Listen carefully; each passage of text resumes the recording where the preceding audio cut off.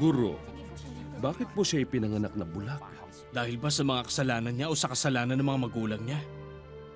Hindi. Nangyari ito upang mahayag sa kanya ang kapangyarihan ng Diyos. Kailangang gawin natin ang mga ipinapagawa ng nagsugo sa akin habang umaga pa. Malapit na ang gabi at wala nang makagagawa pagsapit nyon.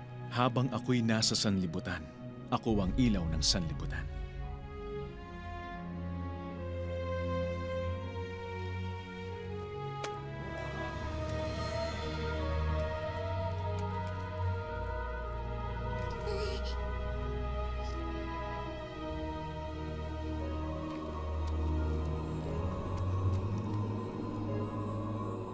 Hugasan mo ang iyong sarili sa bukal ng Siloe.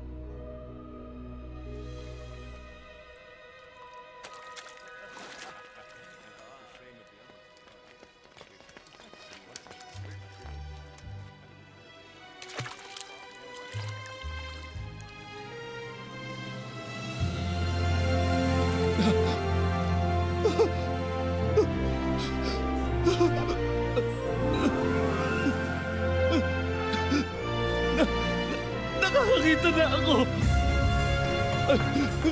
Ano to? Huwag mong hawakan to! Ayaw ka sa akin!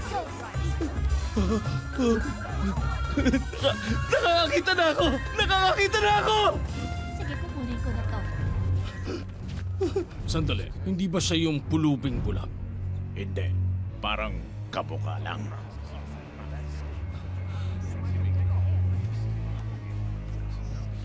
Hindi ako naniniwala siya yan.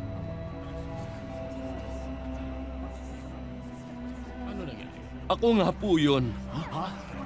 Totoo sa Daksa ba yun?